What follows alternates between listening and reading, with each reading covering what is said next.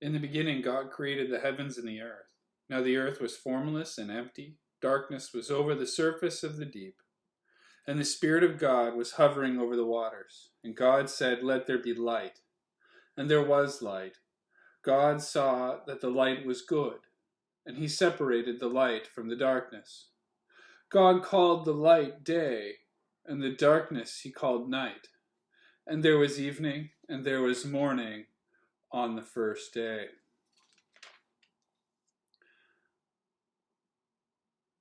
God saw all that he had made, and it was very good. And there was evening, and there was morning on the sixth day.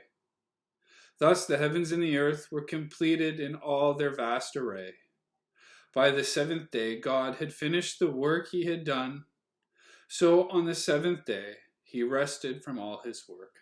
God blessed the seventh day and made it holy, because on it he rested from all of the work of creating that he had done.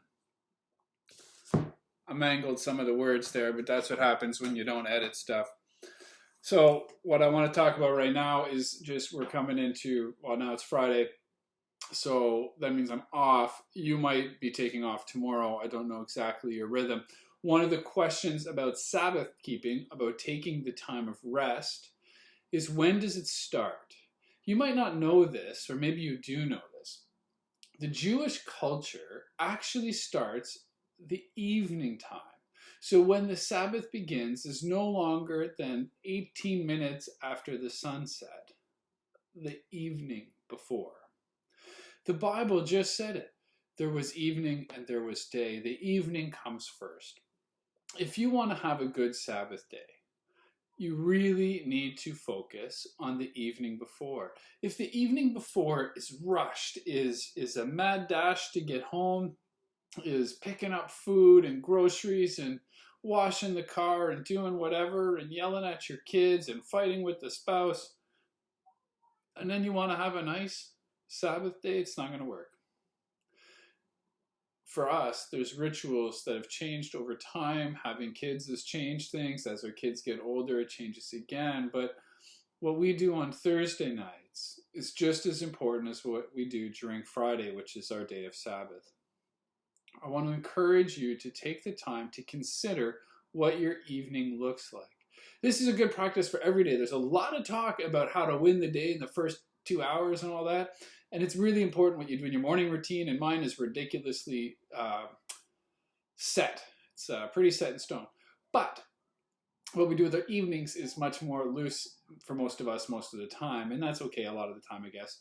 But for your Sabbath keeping, if you want this to work well, you can start the way the Jewish folks used to by lighting a candle. You have a meal together, a delicious meal. You spend time with family. You spend time in conversation with your spouse. You go to bed at an appropriate hour. You're not drunk. You might have had a glass of wine or a beer or something, but you're not so drunk. You get a good night of rest. And then you wake up in the morning feeling refreshed and ready to spend the day in God's presence, the day being renewed, being revived. And so for me, one of the big challenges is always remembering when I get home on Thursday night, tonight is the night to breathe, to bring the calm, to accept the calm.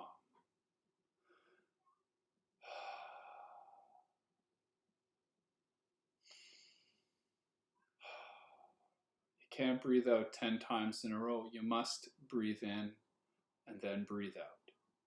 The cadence of the week shifts when we practice Sabbath. Breathing in, breathing out. So it being Friday, I'm off today, and I pray that you'll find the ability or the desire for the rest that God has planned for each of us, that He's designed into the creation. Lord, we thank you that you are such a good and careful Father, that you create rest and space for rest. Help us, Lord, to do this. Help us to be intentional about it, and meet us in it, Lord, that we would be refreshed and rekindled. In Christ's name, amen.